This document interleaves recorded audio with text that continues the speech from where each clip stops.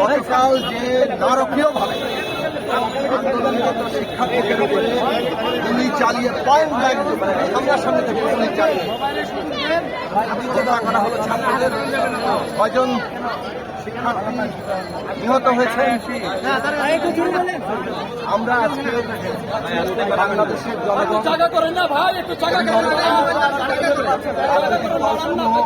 আমরা তাদের জন্য একটা গায়েবানা জানাজা করতে এসেছি, তাদের জন্য দোয়া করতে এসেছি।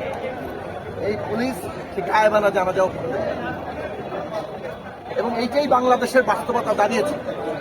এই সরকার মানুষের একেবারে যে ন্যূনতম যে কর্তব্যগুলো সেগুলো তারা করতে দিবে না। ভয়ে আতঙ্কে অস্থির হয়ে তারা একদিকে ছাত্রদের গুলি করে মারছে, আরেকদিকে সমস্ত জনগণের উপরে একটা ত্রাসের রাজত্ব কায়েম করতে চাইছে। মানুষ এটা মানবে না। নৈতিক দিক থেকে সমস্ত দিক থেকে এই সরকারের ক্ষমতায় থাকার আর কোনো অধিকার নেই।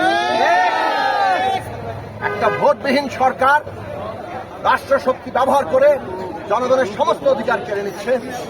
আমরা মনে করি এই সরকারের অবিলম্বে পদত্যাগ করা উচিত এবং বাংলাদেশের জনগণ ন্যায়ের পক্ষে আছে, মুক্তিযুদ্ধের পক্ষে আছে, এবং বাংলাদেশের জনগণ আমাদের লাখো কোটি ছাত্র সমাজ তাদের যে স্বতঃস্ফূর্ত আন্দোলন করছে, আমরা সেই আন্দোলনের পাশে আছি, সমর্থনে আছি।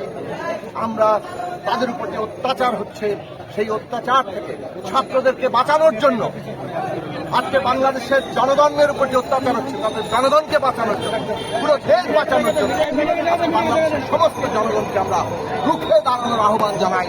এই ফ্যাসিস্ট শাসন, এই অত্যাচারী শাসনের বিরুদ্ধে আমাদের জনগণকে আজকে রুখে দাঁড়াতে হবে এবং আমাদের ছাত্র সমাজের পাশে দাঁড়াতে হবে।